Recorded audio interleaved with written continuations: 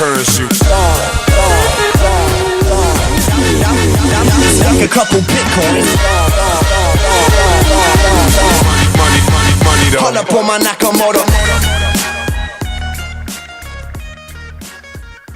Hello, welcome to the Blockchain Dynamic Show. That is right. We're here, we're calling it episode number 79. Yep, it's got to be. Made it through 79, a little late. It's Tuesday this week. Tuesday, September 19th, 2017. So summer schedules, everything gets all mixed up. Yeah, we've been busy out there enjoying the random blizzards. The wild lands out there. My name is Brandon Doach. And I'm Woody. And let's get to it. We are, as usual, brought to y'all by Cryptopia, the website there, www.cryptopia.co.nz. That's right. They're your one-stop crypto shop. I've heard that before, and it's a justified saying because you can find just about everything you need over at Cryptopia. First off, they got an exchange, which you're going to want to check out. They have a really wide selection of coins, a lot of different coins you might not find on other exchanges. They got a ton of alternate base pairs, really vibrant markets on like LiveCoin and some other stuff. That's cool stuff, man. It's a good place to be, but they also have a ton of other futures. Yeah, they've got a forum over there, and we have a thread sticky to the top of the altcoins section there. It's a great place to get in contact with us, even though, I'll be honest, I haven't checked it this week just because we have been busy. Summer schedules, man. But we get there. We'll get to it. And another cool thing about Cryptopia is they have their native currency DOT, and that's how they sponsor us, so we'll give away some DOT on the show today. We got all kinds of DOT to give away. In fact, we're dropping 10,000 of them this week. That's a hefty haul of DOT. And we do it with a trivia question. The way it works is that basically only the live listeners can get it. And if somebody gets the question by the end of the show, they get the DOT. If not, it rolls over. Last week someone did get it, right? Yeah, last week. We're back at that's 10. right. Last week the question was, what was the most recent algorithm added to NiceHash? And that was the Skunk Raptor algo. Of course. Obviously the Skunk Raptor. Was that the Signatum? Correct. Algorithm? All right. Which has been used a few times now, too, I think. So, stick around. The trivia question this week will come up sometime in the middle of the show. Yep. And with that, we will jump into... Oh, we've also... actually, this show has a little bit of an adjustment. Yes. That we might as well mention. Yeah, well, let's knock it out. We aren't going to just be listing new coins this week. Yeah, we're going to try a different method of sorting out some of the newer stuff. Going through the Bitcoin Talk posts is not useful anymore. There's too much. They're not really moderating it, and there's just too much noise. So we'll try to take a little closer look at things that are getting listed without spending too much time on it, and then maybe do some retooling on the show in the future to help accommodate some different changes. Yeah, so exactly. So instead of trying to catch these coins the second they're announced, we're instead going to try to run our sweep at things that are getting listed and then hopefully kind of discover some interesting stuff that way. I might also like to announce that next week, our special every 10 episode, so this would be 80 next week, we're going to have Not So Fast on the show. That's right, Mr. Not So Fast so Crypto. We're very excited about that, and we highly recommend listening to those every 10 shows as we go a little deeper into analysis. The 10-week shows are great. We do like a 10-week recap, get all kinds of market numbers and stuff, review essentially the entire 10 weeks of crypto. Since the last time we had Not So Fast on, it's just a jolly old time. Okay, and so once again, thanks for being here. We're going to jump in with some news. News. At the top of the list, it says here that Estonia crypto ain't happening. It's not happening, man. I don't know if you caught this rumor, but there's a rumor floating around that Estonia was floating the idea of a national digital currency. If anyone could do it, I would imagine it would be them at this point. Well, this news trickled its way to the head of the European Central Bank, and he shut it down immediately by pointing out that they're just not allowed to do that. Right. I suppose there's already laws in place to prevent that type of stuff. But, that wouldn't stop someone from actually just doing it anyway, right? Right. Anyone can create the coin. It just couldn't have the official sanctioning of the government, I think is probably how that would shake out. Which would obviously be incredibly awesome. Or would it? I don't know. This is interesting news, though. For me, it's not very surprising. I wouldn't have expected there to be no resistance to a country just making their own currency while being under the EU or whatever they're...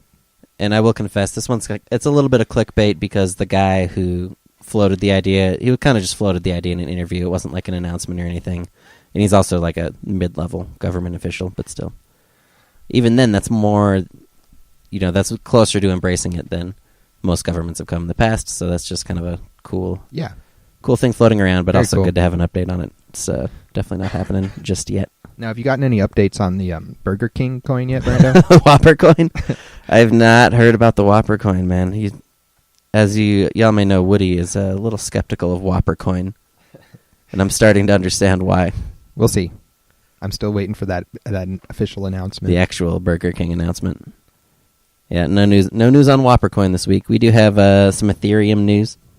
Always good to catch up with our homies over at Ethereum. Yeah, the Ethereum network set a new record for the number of transactions they have processed in a 24-hour period. It is a transaction record. They handled, 500,000 in less than 24 hours. I wonder how many per second that is. They've got a big hard fork coming up. I guess that's all I know about Ethereum. What's up with them? Yeah, they've now? got the proof of stake hard fork coming up. That's the proof of stake hard fork? Really? Oh man, I didn't realize that. I thought it was just like features or something. I believe that is the proof of stake hard fork. So that's about 5.7 transactions per second. Not bad. Not bad at all.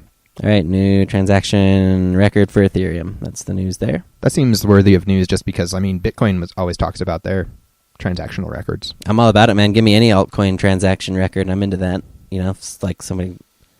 I'm sure it wouldn't happen naturally, but if somebody just spammed 1 million transactions in a day on Litecoin or something, I'd be interested in knowing about it. Yeah. Just to see... we're kind of seeing what the limit of the Bitcoin network is, at least especially before the SegWit implementation. I'd be curious to see what the new limit is for the Bitcoin network, and also to have, practically have the networks of some of these other coins tested. You don't really see it very much. So I think it is cool to see Ethereum cranking up the numbers. I wonder if it's for ICOs. I haven't been paying attention to the big ICOs, but well, that's certainly going to be a part of what's happening, right? Right. Those transactions have to take place on the Ethereum network, most of them, and that's going to increase the amount that's happening there. I feel like in my brain feels like ICOs are slowing down because I'm not paying attention to them, but I suspect they're probably just turning up. Oh yeah, I think the volume's as high as it gets almost, or as high as it's ever been. I would hate to say as high as it gets on those. Right, of course. All right, well, still kudos to the network for knocking out a new record. Next up in the news this week, a couple of mining pools have stopped signaling for the SegWit 2x fork. All right. Did you catch wind of this? No, tell me about it. All right, so as you may know, I have been I'm sympathetic to the core position of not doing a hard fork at all. But I've always thought that they were the underdog in this situation because of how many different people agreed to the New York thing, the SegWit 2x fork, including the miners. And so we're starting to see this week some cracks in the armor there. We had F2 pool pulled out of the signaling for the SegWit 2x fork. And then BTCC, that mining pool, also stopped signaling for it.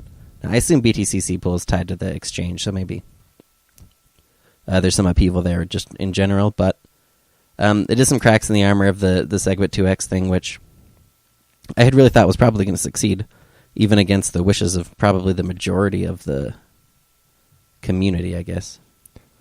Interesting. At least the community that I'm aware of.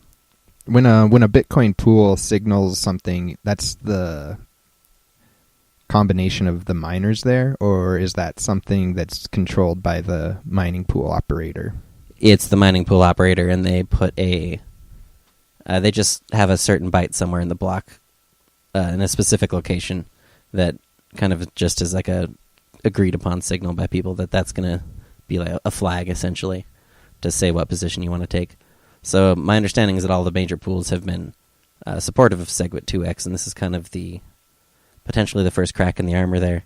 And it could show, it would be pretty impressive, honestly, if the core team and the supporters, the general community, all these people out there, were to prevent not only the previous scaling, the Bitcoin Unlimited fork from happening, but also able to prevent even the SegWit 2x fork from happening, that would really show how much muscle they have in this space.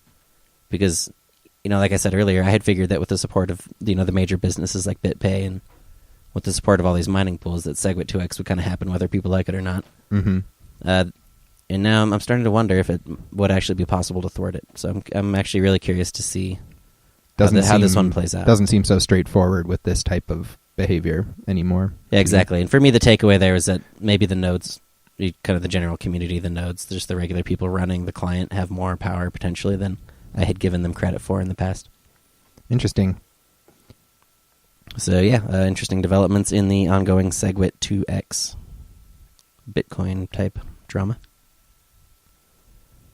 Also in the news this week, we had more China stuff. It kind of gets old at this point, but it is the Chinese regulatory saga continues to drag on. So where were we at last week compared to this week? They had announced some trading freezes, but it wasn't clear that it was going to be across the board, and it was potentially just Chinese yuan.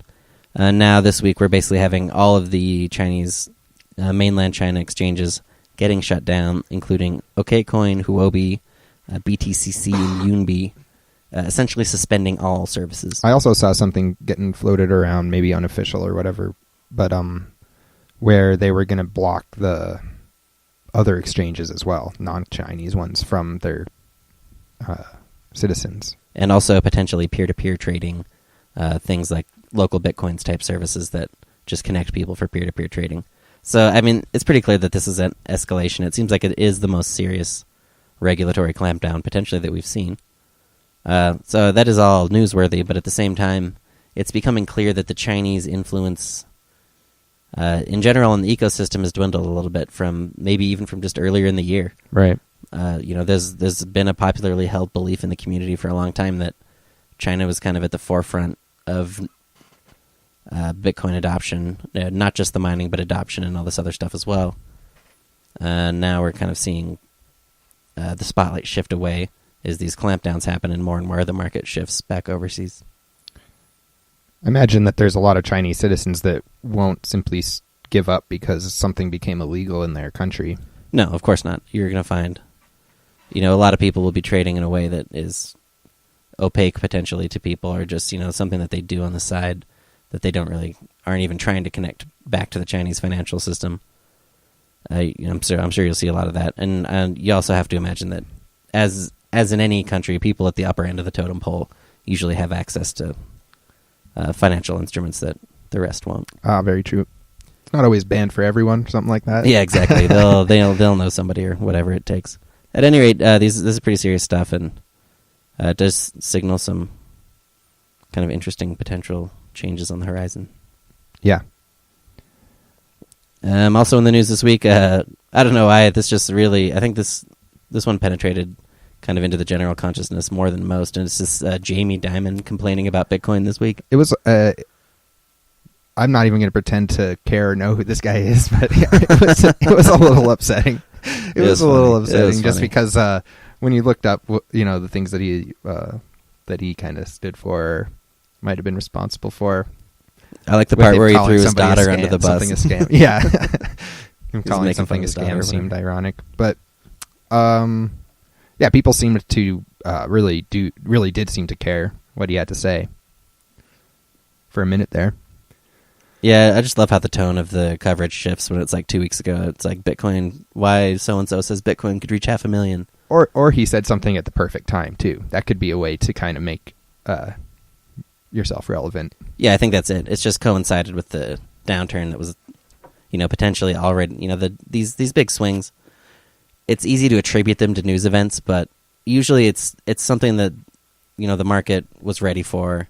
And maybe the news, triggered somebody to kick off the domino effect, but it was, the market, there were obviously a lot of big sellers in the market ready to sell, just waiting for it. Right, and he could have said it 2-3 weeks prior to that and kind of looked a lot less, even less people would have just ignored it. Or truthful, yeah. Exactly, potentially people would have just ignored it. So this week it got a lot of traction because it kind of fit with the existing trend in Bitcoin and gave people, an excuse maybe to explain the drop, but The actual comments were just kind of funny. They just reflected. They were really reflected funny. A poor understanding of the system. Fire anyone, and called his daughter out on it on thinking she was getting smart. It was good. We'll see. I can understand why people like that would be cynical as well. Yep, sure. That is it for the news this week. Good week for the news, man. A lot of cool stuff going on out there. Everybody's talking about Bitcoin that I run into. Yeah, it's gotten crazy. Just the public consciousness is certainly aware of it at this point in a way that certainly was not the case for most of the time that we've been trading. When Bitcoin goes down, people want to make sure I'm okay. Yeah, exactly. Are you all right? It's like, yes. Anyway. So let's move on to our market segment. Yeah, we're going to do some markets. We had a great suggestion from a Twitter person about our market segment where they pointed out correctly that oftentimes a lot of the big moves in the market have already played themselves out within a week period, and they don't even really get caught by our market's sweep. Right. And so they were wondering if we could do like a volatility index or something.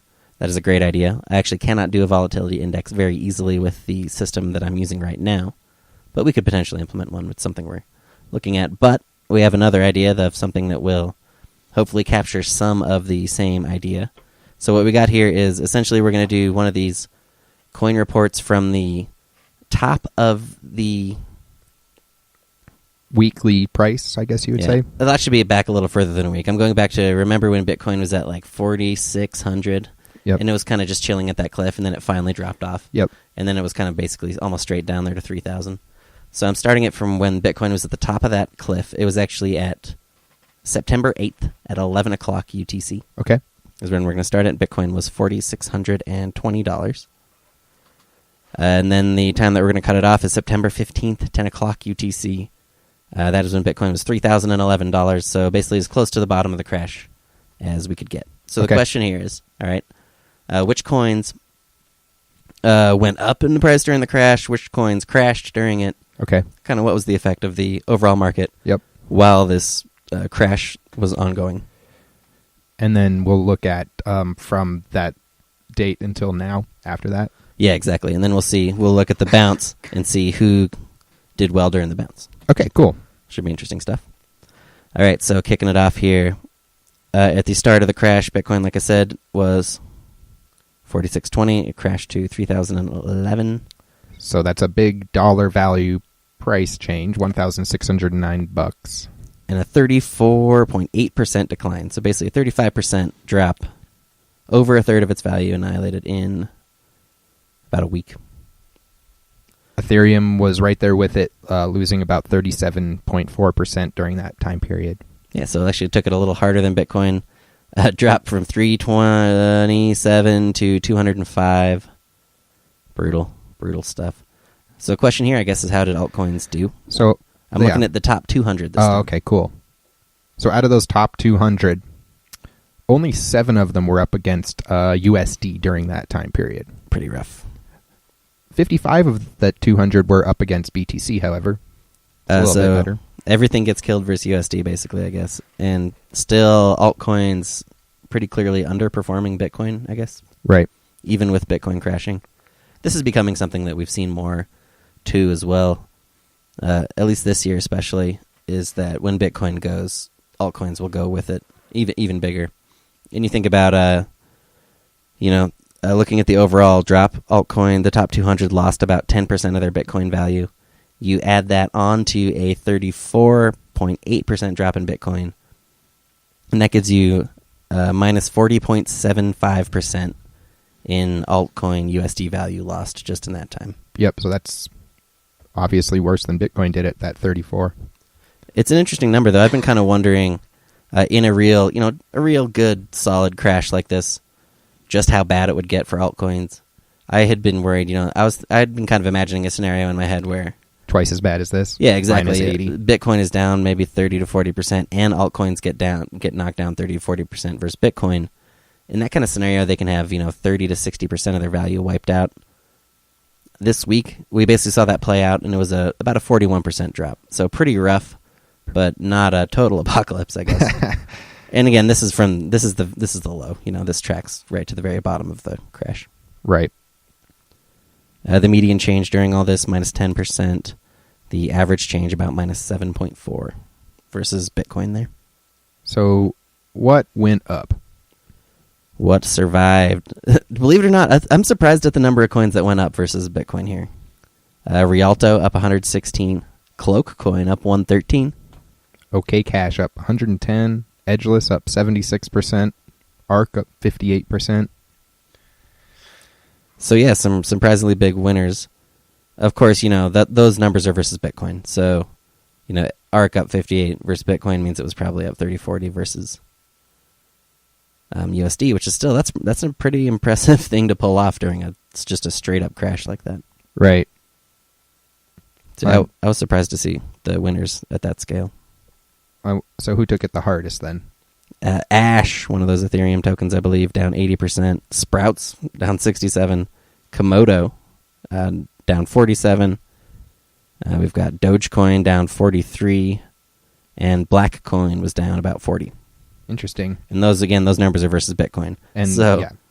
Can you imagine 80% loss versus Bitcoin on top of 35% Bitcoin value? That's a blow. That's a big loss. Okay, interesting. And so that was to the 15th. Yep. All right, so what happened since then? The question is, so from the 15th till now, we have gained back $900 on Bitcoin. That's a 30% gain. Okay. Of course, because the way these numbers calculate, if you have a 35% gain, you actually need, or 35% loss, you need over a 50% gain to offset it. So even though, we lost 35%, we gained 30% back. That's still down, $700 from the start. But we did get $913 back, so retraced over 50% of the crash.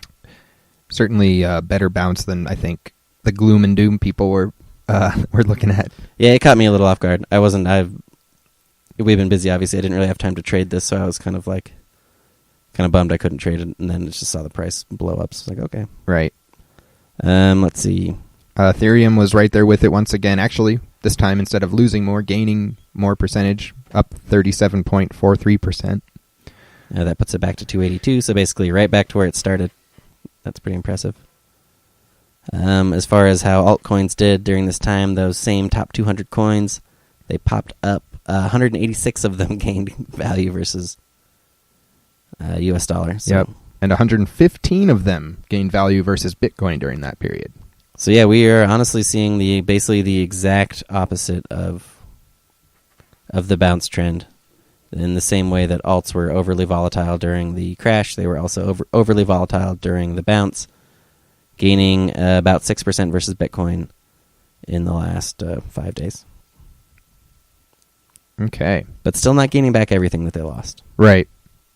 The biggest winners during this were Rise. That's up 84% versus Bitcoin. Blackcoin up 80%. Scenario up 44%. Monaco up 43%. We got IO Coin up 41%. So interesting to see. Blackcoin was in the biggest losers when it was crashing, and now it's in the biggest winners. So we're not seeing. I was wondering if we would see, a coin that performed well during the crash continue to overperform during the rebound. Yeah, but no top gainers between those two periods are shared between those two. Right. Yeah, exactly. None of the same coins that were the gainers during the crash were the same as during the rebound. But some of the coins that were losers in the crash are showing up as gainers during the rebound. Right.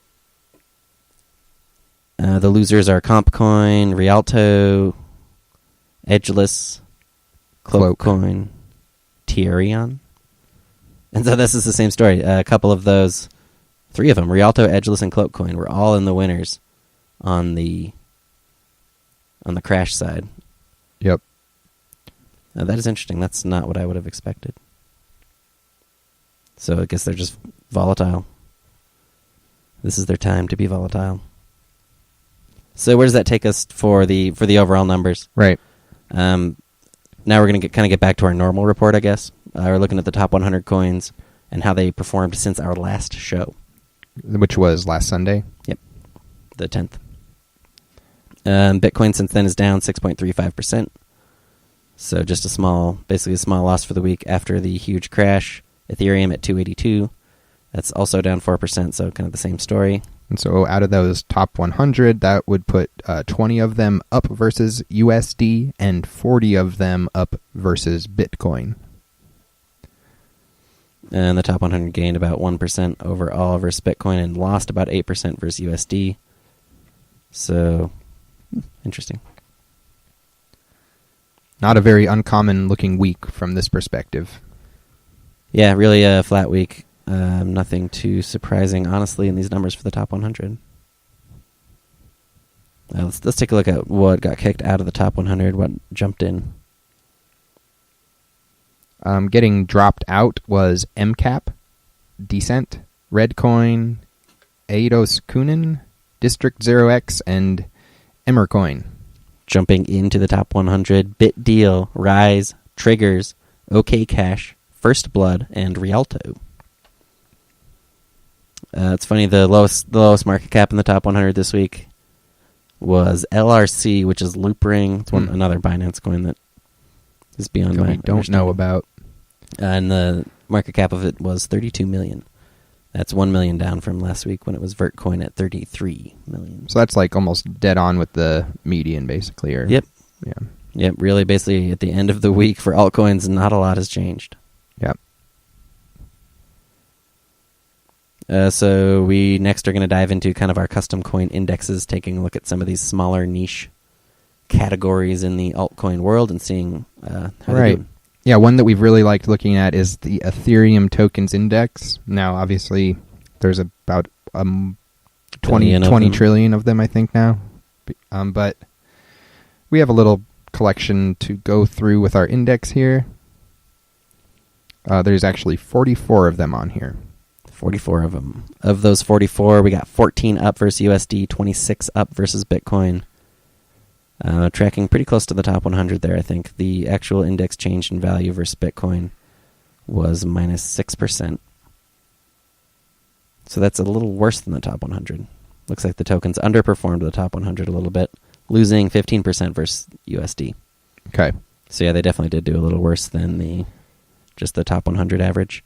Despite the median gain being positive. How does that work? Must be a top cap going down. Right. And, I mean, there are so many on this list that kind of can have these massive fluctuations. We've talked about Ethereum movie venture we always see on here moving around like crazy. Yeah, it's always gaining 200% or losing and then 2/3. This useless Ethereum token is kind of in the same boat. Yeah, those ones might be a little too far on the edge. We're thinking about dropping But they have big caps, I guess, is what I'm pointing out, right? Yeah, that's true. They have the ability to kind of affect the index. I would love to see if they ever make that movie. As far as some other gainers, we had Nexium up 37, Co-Founded up 31. The losers include Minerium down 58. I wonder if there was a news drop or something on that. V-Slice down 34, Qtum down 25. Yep. Alrighty, so let's keep these indexes coming.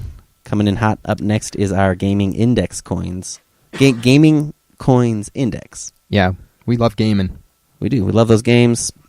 Gaming coins has always been one of the more interesting categories of crypto. Gaming coins have been getting beat up for the past quite a few weeks. Yes. They have been underperforming the top 100. Yeah, somehow this collection of coins is doing worse. Yeah, altogether they've just been struggling. There's only 11 of them. It's not a huge sample size, but... So let's check it out.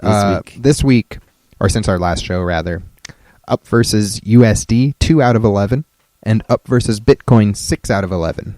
All right, so those numbers are, again, pretty much right in line, which is not all that unusual. The index change versus Bitcoin actually gained about 5%. So that is a little bit better than the other categories we've seen so far. That puts them down about 5% versus USD. Median percent change is 0.00. That's pretty funny. 0 median change for the average coin in this category. Wow. The winner, same as Ethereum, is Nexium. And First Blood also up this week. Gold Pieces and LiQi dragging it down.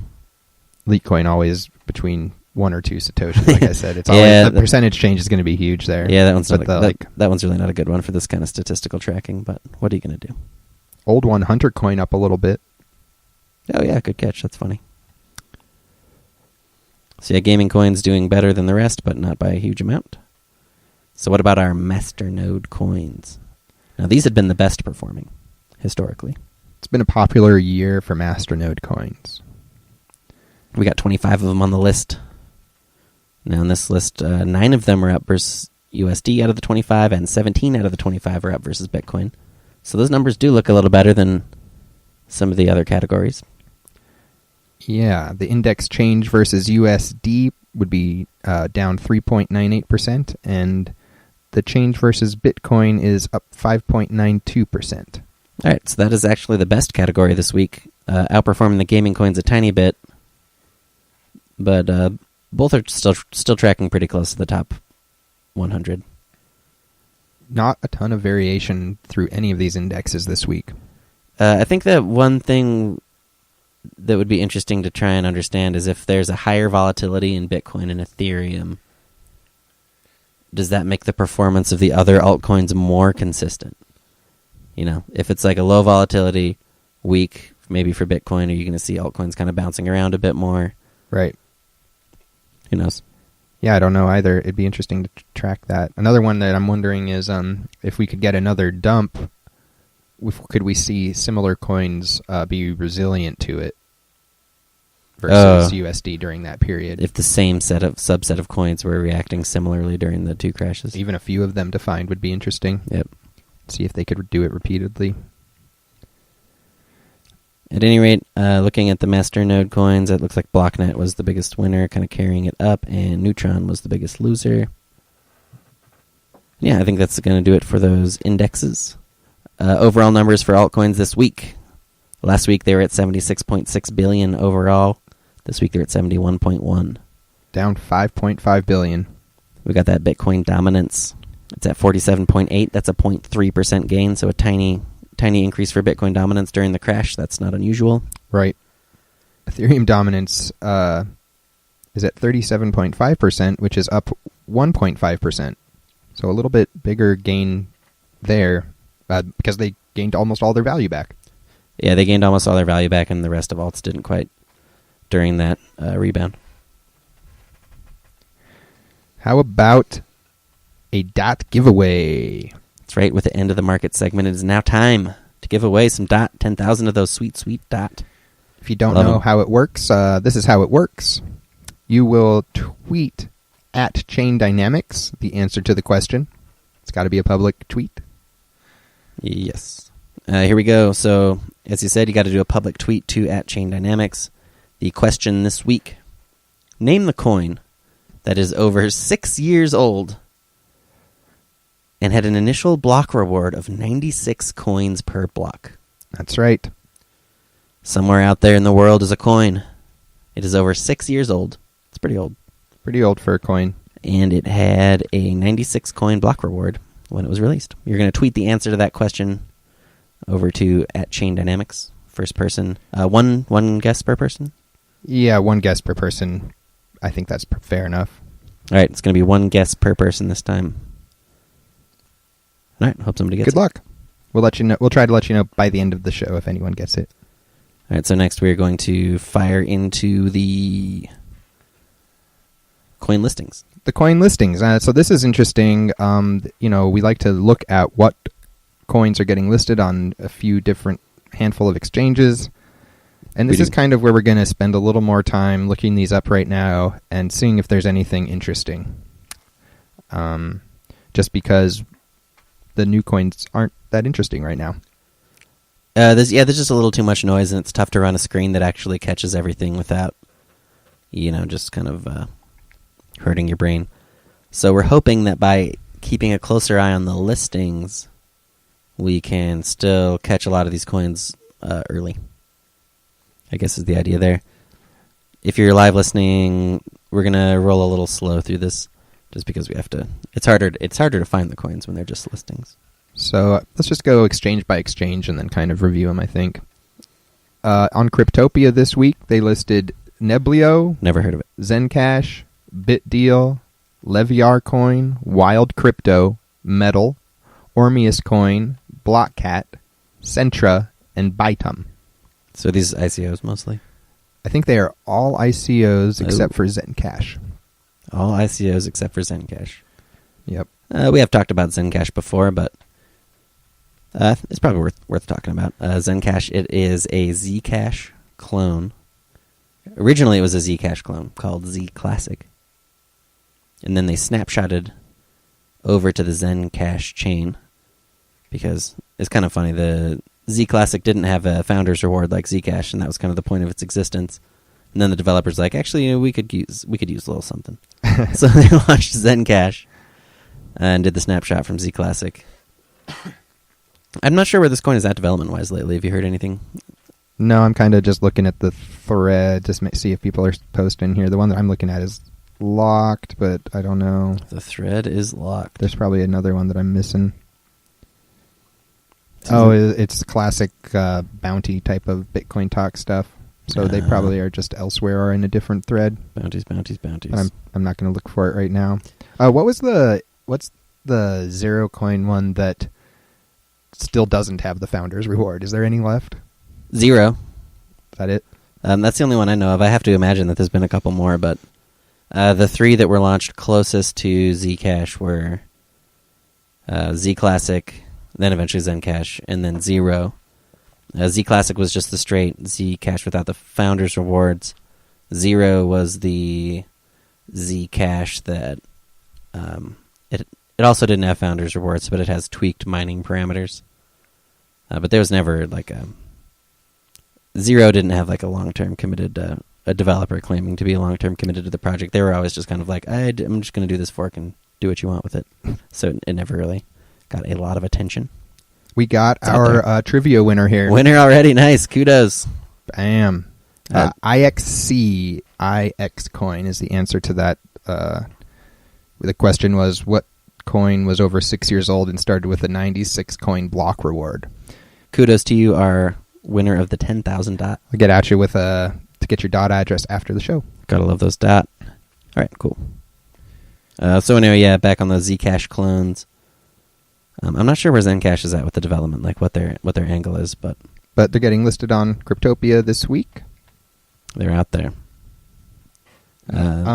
Metal I've definitely heard of as far as these ICOs go, and Bytom has crossed my path a little bit as well. The other ones don't even ring bells to me. Yeah, that'll happen. Is Metal a newer coin, or I think its coin market cap only goes back to July, so it must be a newer one. 160 million. So it's probably an asset or something.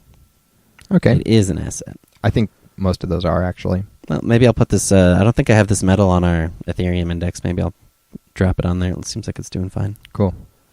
All right. ORME coin. I love the names on this. ORME, I looked up that one a little bit too, but I mean, what I found was their angle is that they're going to be the first Bitcoin-backed coin, like how currencies used to be gold-backed, for example. Oh, nice. So their idea is to actually back their currency by Bitcoin, but their thread is super sparse, and there's no information about how they intend to do that. And does that just mean it's pegged to Bitcoin? It's a Bitcoin peg? They claim they're going to have the reserves. Yeah, okay. But I don't know. I didn't see that being represented in the thread personally. That premise does not traditionally play out well, but good luck, I guess, to ORME. Good luck to everyone out there. Yeah, good luck to y'all. Those are the Cryptopia listings. We've been having more listings in Poloniex than in a while, but... Yeah, they're picking it up. Gas, BTC, and Gas ETH markets added on September 14. Gas. That is the transactional token on the... AntShares network. And the Neo network, yeah. Yeah, Neo. Now it's Neo, right. That's a funny one to me, because they don't have Neo, right? Or do they have Neo? On Poloniex? Yeah, on Polo. Let's find out. NE. Oh. They do not have it. They don't have Neo. I wonder if they're scared of a securities situation or something. But not with Gas, apparently. Yeah. Because Gas is the working token, right? That's usually the divider between securities and, if the... People didn't get Gas for the ICO, maybe? I think they got it for an AntShares snapshot. At any rate, it's added to Poloniex without its companion token Neo, so that's funny. Funny stuff. Maybe they'll drop Neo in a day or two. That is what's up on Poloniex. We also got a big old bag of listings here from Novaexchange. Okay, so Novaexchange listed SPICA coin, IZE coin, Tasoha, Sirius coin, Brilliant coin, Money Trade coin, Litecoin Classic, Ganja Project, Lions coin, Interzone, XYZ coin, Morningstar, Green Energy token, Extra Bytes, Nelson Mandela, Playwin coin, and Pirate Blocks. Whew. All right, this is a fat collection. So tell me, that's all right. Let's start off with SPICA coin. That was first up, right? Right. This looks like a weird airdrop that's tied into BitMEX. When did this thing come out? I'm looking at July 29, 2017.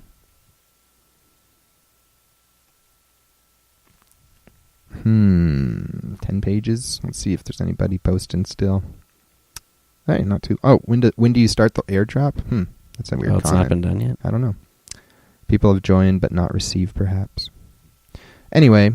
Airdrops are getting tougher and tougher because people, as they often do, they learn how to game the distribution in new and more creative ways. Yeah. That's always something to watch out for when looking at airdrops, especially if you're thinking about buying them. But if the airdrop is still open, you might as well just get a little bit. Do any of these ring a bell to you? Like as far as... These coins? Yeah. Nah, man. I mean, this is just the same kind of stuff we're used to. Extra Bytes, that's an older coin. Yeah, that's true. It's getting on the list, but like stuff like Ganja Project, Lions Coin, Interzone, XYZ Coin, those all sound like the copy-paste tokens that we know and love. Nelson Mandela Coin, I think we all know what that's going to be about. So nothing really standing out to us here. Over to LiveCoin listings, they listed TechShares and Hive. TechShares and Hive. They always have some interesting listings. They're off on their own a little bit, so let's check these out. Let's see if there's anything cool. TechShares. Not finding it right away. It's only traded on LiveCoin. It has no announcement thread listed on CoinMarketCap. It has no market cap listed. These are all not good signs. Do they at least have a block explorer here? I do see they have a link to it. I have not checked it out. All right, TechShares, I'm going to check out your website. Welcome to TechShares. Show your talents. IPO launching. Oh, man. I'm over it. No. All right, so then they also... Boo, TechShares. They're also listed Hive. Hive, that's HVN for the ticker. Let's see what that's about. Hey, they've got an announcement link. Still no defined market cap, and it's an asset, so I have a feeling I'm not going to love this. Yep, just more ICOs. Those damn ICOs. There it is. ICO finished. Thank you. You gave us $9 million. All right, so what did CoinExchange.io list? They listed Anycoin, LifeCoin, Chips, Beer House, Mothership, Monetha, Playwin Coin, Neulot, UNIFY, Prospector Gold, KCoin, DFSCoin, Target Coin, Green Energy Token, B3 Coin, VULCANO Coin, Elixir, and Monaco Coin. Some more of these ring a bell to me. Mothership. That's been does. making the rounds. I think most people have heard of that one at this point. That KCoin's gotten listed quite a few places. That one I haven't heard of. Let's check it out. KAYI coin? KAY, yeah. Let's give it a shot. KAYI coin. I don't see it on CoinMarketCap. Oh, CoinExchange doesn't have good API. They still have a public API. I would think that they could connect to it, but... So maybe nothing there. UNIFY is on Cryptopia as well, I think. They added Monaco coin, but that's not the same as Monaco. That's like the knockoff. Or I don't want to say knockoff, but the Monaco that is not Monaco. This other one, B3, isn't a brand new coin either. I kind of remember that one coming out at some point. Well, it's pretty obvious that the winner in this list is Beer House. Beer House coin. Beer House. Chips and beer. That's funny. All right. Yeah, not too much exciting listings there on CoinExchange, I don't think. Nope. Nice to see some coins kind of spreading out, though. Mothership probably needed another place to trade, I would imagine. All right. Looking at Liqui. They listed VE Chain. And Black Moon. VE Chain looks like it was on UNB before, so maybe they're trying to flee to some other markets. Black Moon. Knowing Liqui, it's probably an asset. I think Liqui's been branching out a little bit. Looks like they do not have a coin market cap for that one. Honestly, of all the exchanges to watch for new listings speculatively, Liqui probably would have been the best this year, especially earlier in the year when the token thing was really ramping up. Yeah, you kind of had to throw a little of your caution to the wind, though, as well, I felt like, for that. Yeah, I agree, too. And as far as platforms go, Liqui doesn't have the reputation, kind of the long-term trust that some of these other platforms have, too. I still like all these. I mean, even though I'm not particularly excited about any specific listing this week, I still like to see that there's heavy listings going on all Coin Exchange, Novaexchange, and Cryptopia. Yeah, they're just firing them off, man. Firing them off all over the place. Of course, I'm always more into. I'm always going to just be a larger fan of the proof of work, proof of stake chains than the ICOs for now. Yeah, but, there's still. I mean, they're obviously what's happening. There's been some hopes that there might be a recovery in the proof of work, proof of stake sector, I guess you could say, with some of the regulatory concerns that people are having about ICOs. It seems likely that we might see a couple more big projects come out. And if you think about a lot of the big coins that are out there, even newer ones, stuff like Zcash, we just talked about Zencash. Those are all proof of work chains. So it's not like they're completely out of the picture. It's just there are so many ICOs that it's often hard to even see through them. Well, one nice thing next week when Not So Fast on the show is we'll be able to look back a little further and see what kind of success rate coins have had over the last 10 weeks. Yeah, that'll be interesting. It's a little bit hard to say. I mean, Bitcoin's been booming. Yes, true. But this is the crash week, right? Right. So, it'll be different. All right. So that kind of does it for our listing segment. Hope you enjoyed that little bit of a change. We're going to keep working on kind of retooling the show a bit. Yeah, just kind of trying to find a good way to analyze these coins at the time of listing. And not do the same thing exactly every week. We also were thinking about... It's funny how hard it is to how hard it is to find information on these coins even when they get listed. True. A lot of them. Yeah. A lot of them are just really bad, like pre-mine clones and stuff, obviously. But we were thinking about analyzing GitHub activity on coins. If people are interested in that, feel free to let us know. We might pursue it quicker if we have support for it. I think that'd be cool because one cool thing you'd see there right away is just how few coins have any GitHub activity whatsoever. Right. Might be a nice way to narrow stuff down. And with that, we're going to move into our coin birthdays. Coin birthdays. We'd love to close it out with them birthdays. We really do, and we wish a happy 3-year birthday to XMG Magi this year. Magi, nice job. 3 years, not a bad run. I believe that was a Wolong winner there. Yeah, I believe it was a Wolong Award winner of Best Community, as I recall. Yep. Oh, yeah, so that's going down. Happy birthday to y'all to that Magi. blockchain. Hopefully see you again next year for them. And hopefully see you all next week when we'll be talking to Not So Fast. That's true. It's all true. That is going to round it out for Blockchain Dynamics here. Show number 79. We are brought to y'all by cryptopia.co.nz. You're going to want to check them out if you haven't signed up or at least looked at it. Yep, give it a shot. Head over to the forum, say hi to us. Yeah, we like that too. We will, of course, catch up with our forums crew. As we said, it's episode number 79. You're listening to Error by Trail Radio, and we'll see you next week with way heavier bags. Peace.